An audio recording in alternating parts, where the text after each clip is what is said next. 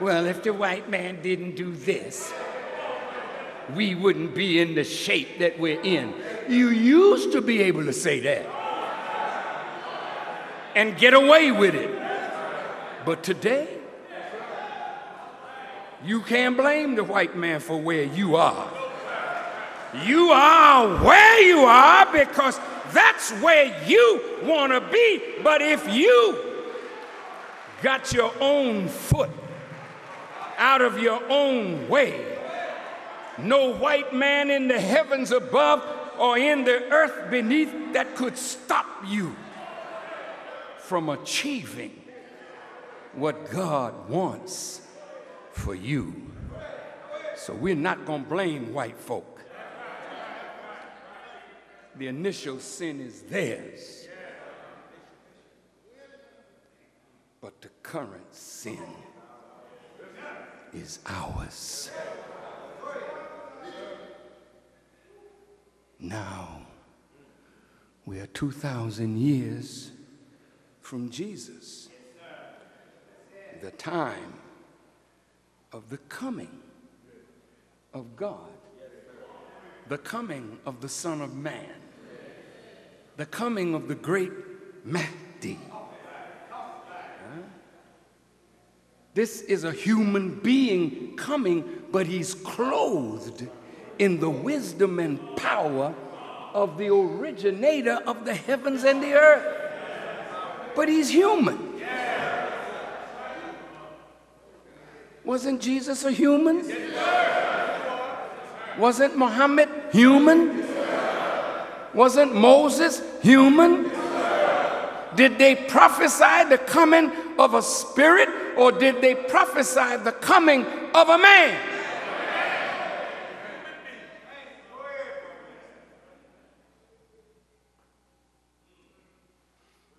In Islamic language, the coming of the Mahdi, M-A-H-D-I, the self-guided one. Listen to his work. He comes to set justice in the earth. That's not punk work. He don't stop there. He comes to set down, not some tyrants, but every tyrant. And if you would go home tonight and look at the definition of what a tyrant is, it's a despot, one that has absolute authority, one that rules without justice, without mercy, tyrannical governmental systems. But when God comes, he comes to destroy all of that and set up a kingdom. A kingdom based on freedom, justice, equality, and peace. He is so wise. If you remember last year when we rededicated Mosque Mariam, we mentioned in all of the religions there is a similar theme. Jesus Christ said it best. He called it the golden rule. What does it say? Do unto others as you would have others do unto you. Prophet Muhammad said, you are not a Muslim until you want for your brother what you want for yourself.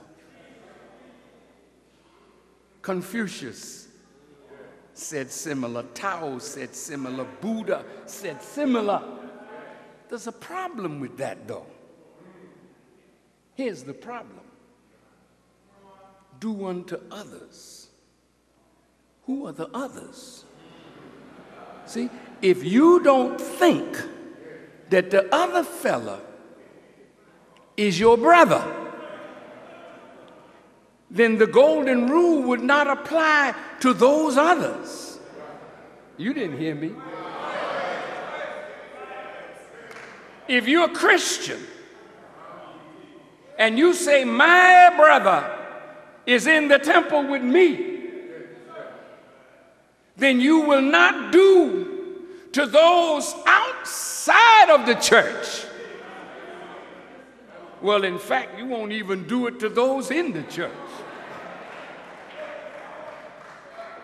Come on now, we're going to deal with reality now. If I'm a Muslim, if I have a bowl of soup,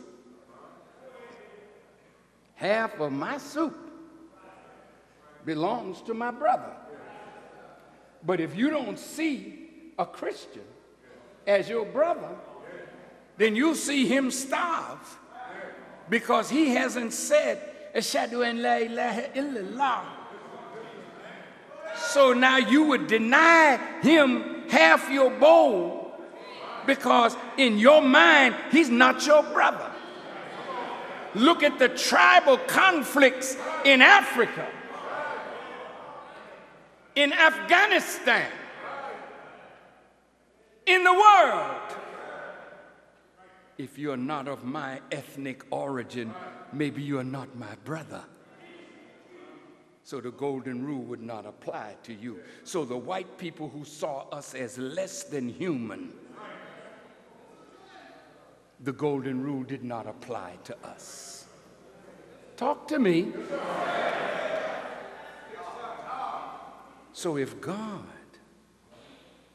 were to lift you, as he intends to do,